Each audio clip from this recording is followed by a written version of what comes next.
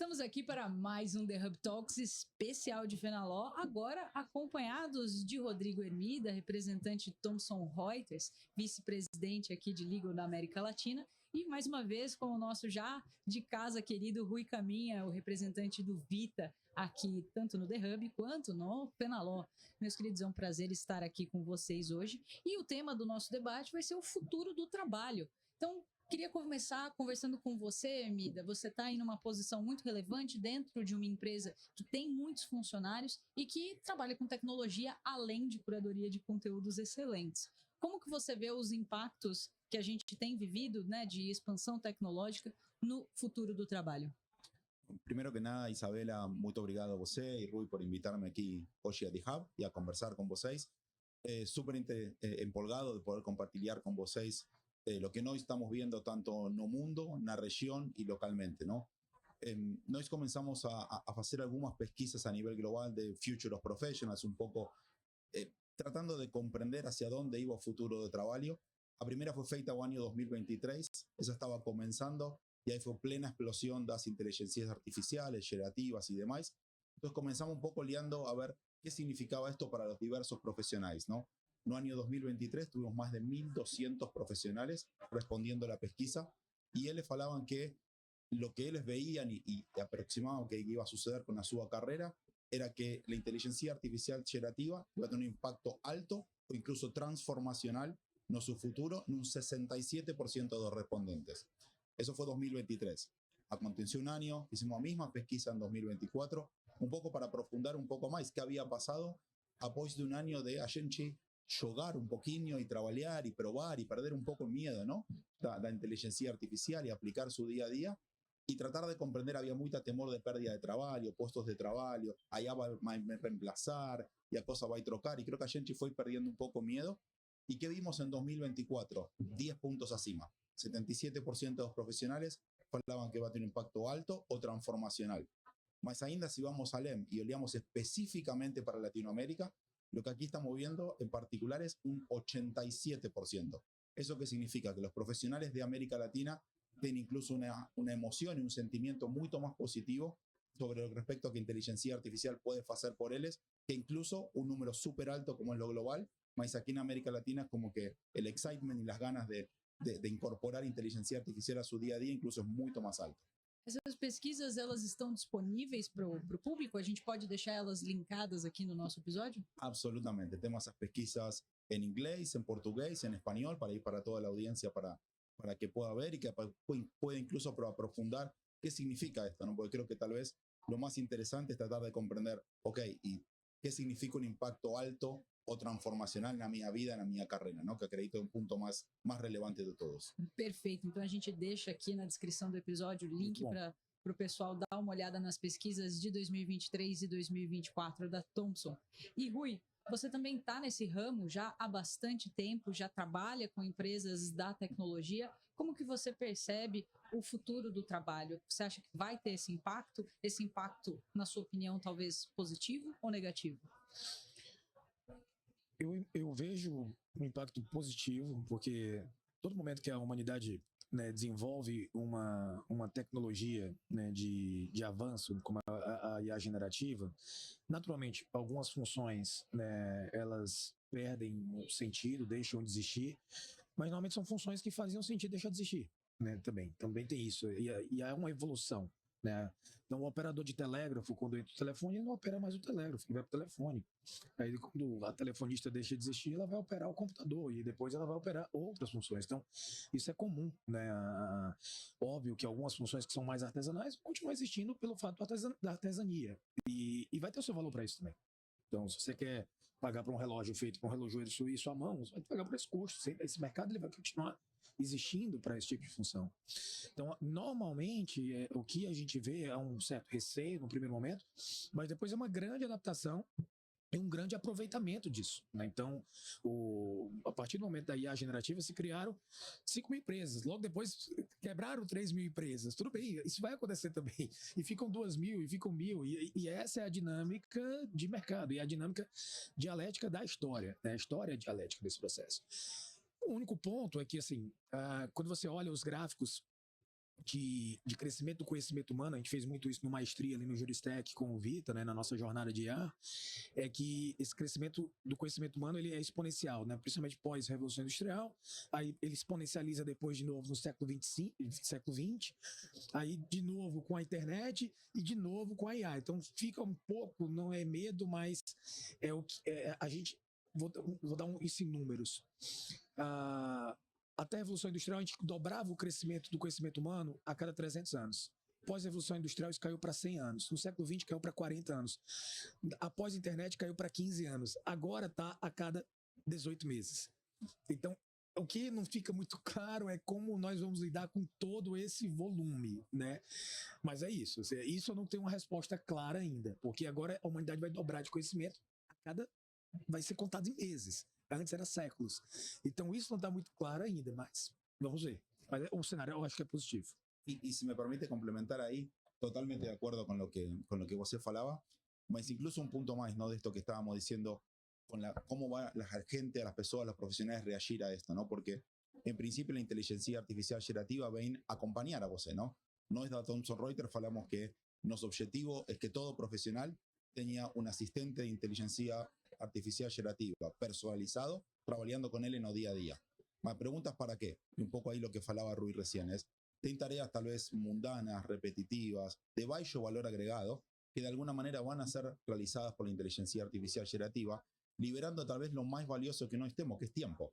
Es para qué. Y ahí viene un monchi de cuestiones, ¿no? Puede ser tiempo para mejorar su balance vida-trabajo, para recuperar un poco de well-being, que após da pandemia es un punto súper relevante de cómo están las personas, especialmente en ciertas profesiones en particular. Mas incluso yendo al EM, si você piensa, no sé, você tiene un negocio, ok, ¿qué va a utilizar con el tiempo que va a liberar? No estamos hablando que la inteligencia artificial generativa va a liberar aproximadamente entre 4 y 7 horas por semana para el año 2025 y hasta 12 para los próximos 5 años. Esas son de 200 a 500, 600 horas por persona por mes. Es un monte de tiempo. Entonces, ¿qué va a hacer con eso? Va a aprovechar para seguir incrementando su conocimiento, va a aprovechar para aprender nuevas cuestiones, por ejemplo, inteligencia artificial, reincorporarse en un mercado laboral en una perspectiva, un mundo diferente.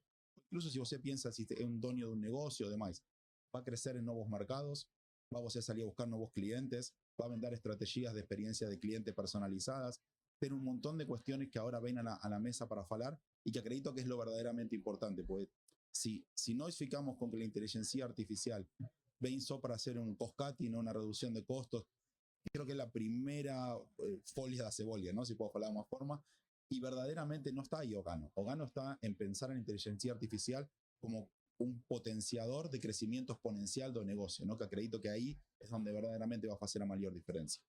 E com esse volume de informação e conteúdo sendo gerado, a gente também vê a possibilidade de novos postos de trabalho, porque a parte de curadoria de dados e conteúdo passa a ser muito importante. Eu sei que a Thomson também tem esse cuidado, faz isso, e talvez a gente possa realocar algumas pessoas justamente para ficarem nessa parte, né? Porque é um volume muito grande de informação, mas não necessariamente são boas informações. Isso, né? Então esse critério, esse crivo, né, e as conexões também, né? Então vamos lá, vou dar um exemplo. Estava vendo falando de pesquisa, então a BBC fez uma pesquisa junto com Cambridge em 2022 para 23 também, analisando o impacto da IA, né, nas profissões, e ela listou literalmente quais são as profissões, né? A ideia é que as profissões seriam mais impactadas, as profissões menos impactadas. Então tem uma coisa que a gente é muito evidente, por exemplo, tarefas repetitivas vai ser obviamente muito impactado. Aí do outro lado, e o que é que então não vai ser muito impactado? Aí tem umas coisas que tudo que é muito cognitivo, mas esse cognitivo do ponto de vista de interrelacionar problemas, né? Isso vai ser dificilmente. Então, por exemplo, psicólogo, né? Um médico, o próprio advogado. E tinha outra coisa que influenciava também para ser menos impactado, é a dinamicidade do ambiente. Então, por exemplo, a gente está numa feira. Você não consegue colocar um assistente de IA aqui e substituir para fazer o atendimento numa feira. Por quê? Porque a dinamicidade, o ambiente é instável. Então, essa instabilidade do ambiente, né, ela é outro fator que é muito humano, que você não consegue lidar com isso. Y acredito justo con lo que você está falando, Rui, que para muchas profesiones la inteligencia artificial generativa va a volverlas mucho más atractivas. No pensamos en profesionales de impuestos, de contabilidad, de abogacía mismo. muitas das tarefas que eles têm que fazer hoje no dia a dia não são possivelmente aquelas que llevaron a ellos a estudiar la profesión que estudiaron en el primer momento, ¿no? Porque después você fica haciendo un montón de tarefas que tienen que ser feitas, más que tal vez no son aquellas que tienen más que ver con su desarrollo profesional, con su crecimiento, con su pensamiento crítico, racionalidad, juicio de valor, estrategia y todas esas cuestiones van a poder, você va a poder realizarlas mucho más y mucho mejor si puede liberar su tiempo y a su cabeza de las tarefas manuales repetitivas como veníamos hablando. Exatamente. Então, essa interconexão, acho que a capacidade humana de pensar. Um exemplo, nós estamos aqui hoje. Então, são duas empresas, aliança de negócio, como é que se estrutura, a conversa que nós estamos tendo, para onde é que nós vamos, vamos pensar como é que a gente vai aplicar IA no negócio. Então, isso aqui, a gente tem que ter tempo para ter isso. Né? Tem uma frase que eu fui educado que meu pai falava: quem trabalha muito não ganha dinheiro. Tá entendendo? No sentido assim, você tem que ter tempo de fazer outra coisa que não é só a operação, né? E a operação te consome muito. Ao mesmo tempo, você tem, obviamente, vem a questão da... Que a gente fala da ambidestria, né? Você tem que ter essas duas mãozinhas. Uma mão tem que rodar o pratinho aqui da operação, outra mão tem que estar pensando. E nesse sentido, a IA é fantástica, porque realmente você consegue, desde leitura de e-mail, sumarização de documentos, e o tempo inteiro, é um amigo inteligente do seu lado. Então, acho que o potencial para quem souber utilizar vai ser incrível. E as pessoas sabem utilizar, esse é o ponto. As pessoas, a gente está lembrando que nós aqui já temos uma outra geração, mas os novos são nativos digitais. Exatamente. Então é como você falou ontem da IA. A IA daqui a pouco, todo mundo pergunta aqui pra gente, mas você usa IA? Você usa IA? Não sei o quê. Daqui a pouco essa pergunta não vai mais fazer sentido. Porque que nem você perguntar, você usa internet? Não faz sentido a pergunta. A pergunta em alguns anos vai ter mais... Ninguém vai mais falar de IA, porque é um dado. É que nem você falar, você usa eletricidade?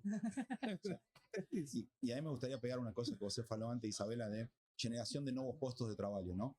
Creo que definitivamente el conteúdo va a tomar una relevancia mucho más fuerte de lo que tenemos hoy, mas también hay 2 o 3 temas que para mí son súper importantes, que es seguranza dos datos y uso ético de IA, ¿no? Que no es un punto menor, ¿no? Hoy tenemos una proliferación de muchas IAs abiertas y gratuitas y demás, que verdaderamente no permiten o no aseguran que el uso de la data que vos está poniendo ahí, el uso que vos está yendo, imagina un gran estudio de abogacía, tiene un caso crítico, usted no va a poner un contrato confidencial ahí, usted no va a hacer una pesquisa ahí, entonces todos esos datos de seguridad, de cómo tiene que ser tratada la información, de qué manera la información, no solo la información, incluso ainda vamos a leer, porque cómo es el prompting, cómo es realizado, ¿no? Hoy tenemos nuevas palabras, ¿no? Como antes googlear, hoy hay una equivalencia de buscar, prompting es una nueva palabra que está surgiendo ahora.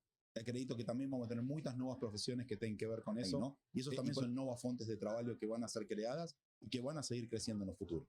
E esse uso inteligente, ético e seguro da inteligência artificial, ele é muito relevante. A gente já fez uma masterclass só com cases de fracasso da inteligência artificial. Foi muito legal. Não caso de sucesso, Não, foi fracasso. De fracasso. Foi um case de sucesso. A aula foi um caso de sucesso, falando de todas as vezes que a inteligência artificial A gente fracassou. teve mais de 1000 pessoas online participando e foi incrível, porque a gente falava muito de case de sucesso e todo mundo falando do case de sucesso, mas e por acaso? E quando falha, né? Inclusive está disponível no canal do Vita, eu vou deixar disponível aqui no Foi muito e legal. além de falar de postos novos de trabalho, vocês falaram dessa assistência e tal, e eu preciso fazer aqui também o meu papel de advogada do diabo e trazer o lado dos jovens. A gente vê novos postos surgindo, mas como é que vai ficar também essa questão do desenvolvimento cognitivo das novas forças de trabalho? Que a gente tem aí, como o Rui falou, uma geração que é nativa digital, mas se a gente começar a substituir assistências que eles prestavam antes, né? A gente pegava ali o estagiário, tinha todo um trabalho de também capacitar essa pessoa para desempenhar essa função. Vocês acham que ainda vai ter espaço para os jovens se desenvolverem? Isso vai precisar de um comprometimento das lideranças? Ou não, eles são nativos digitais, eles vão se virar super bem? No, yo acredito definitivamente van a tener lugar, porque cuando nós olhamos para a inteligência artificial generativa, nós temos que ver cosas que pueden hacer sozinhas, va a haber cosas que van a requerir supervisión y va a haber cosas que van a requerir control. Mas definitivamente las nuevas generaciones van a traer algo nuevo, incluso van a poner inconfortables a la lideranza. ¿Por qué su estudio no trabaja con inteligencia artificial? Yo como nuevo profesional, ¿quiero trabajar en un estudio que está a la vanguardia o quiero trabajar en un estudio más tradicional? Depende de lo que vos quiser, mas acredito que la generalidad de los nuevos profesionales van a poner presión por la troca cultural, por la troca porque nós siempre hablamos, perdón, la transformación cultural que tiene que ver con esto, no es una transformación digital, es verdaderamente cultural. Nós tenemos que aprender a trabajar de otra forma. Entonces también sí, acredito que o camino de crecimiento de nuevo profesional va a ser diferente, no tengo dudas. Usted me pregunta, Rodrigo, ¿vos sabe exactamente cómo va a ser? No, va a ser diferente, no tiene ninguna duda, mas sí va a haber muito ainda do pensamento crítico que va a ser requerido. Si você utiliza una inteligencia artificial para hacer, no sé, un summary, un research o lo que fuera, usted tiene que controlar eso después. Entonces, você va a hacer mucho más rápido, va a hacer con más calidad, más definitivamente o valor agregado de profesional, joven, medio o senior, va a seguir siendo valioso y va a seguir siendo súper importante. E eu complementaria que as novas gerações elas vão ser fundamentais nesse processo porque elas vão ser provocativas, né? Então, eu acho que o Rodrigo e eu, a gente vem de uma geração ainda que meio que, olha, mudando, claro, a gente vai aprendendo, mas ainda era, olha, é assim, faz assim, tal, e mais hierárquica, né? Até desde da estrutura familiar, da escola, né? Eu ainda estudei em colégio católico, então, assim, as coisas eram mais hierárquicas e as novas gerações vão ser mais provocativas nesse sentido. Então, elas vão ser muito importantes, porque ela vai fazer, olha, por que você não faz desse jeito? Né? E acho que isso vai ser bem interessante para o ambiente de trabalho. Do outro lado, acho que fica também uma questão da importância da diversidade em todos os aspectos, né? Não de gênero, raça, mas eu falaria uma outra diversidade, a diversidade geracional. Uhum. Então, você tem diferentes perfis na empresa. A empresa com o jovem que é nativo digital, com a geração ali dos 40, 50, que começou analógico e foi para o digital, com aquele que foi 100% analógico. Então, porque se tu traz experiências que também o jovem não tem, que é essa experiência do contato, de pegar aqui, ó, pega aqui na mão e tal, de falar, isso é uma coisa muito dessa geração, esse olho no olho e tudo mais, que forma também outros tipos de vínculos, né? Então as empresas vão precisar dessa estrutura, porque esse tete-a-tete, ele tem uma importância que você fazer 80 mil calls não substitui. Então, acho que essa diversidade geracional, ela vai ser um aspecto a ser observado. Então, é um outro aspecto de diversidade que vai ter que ser adaptado para as empresas, né? Acho que isso é muito importante. A gente sempre fala sobre temas de diversidade e inclusão e em vários aspectos, né, em todos os seus recortes, e a gente já percebe, através de muitas pesquisas, como isso traz retorno sempre muito positivo para as empresas. Rodrigo, Rui, muito obrigada pela participação de vocês. Foi um prazer trocar esse bate-papo aqui sobre o futuro do trabalho. Obrigado, Isabela. E para você que ficou até o final, aquele meu muito obrigada e até o próximo The Hub Talks.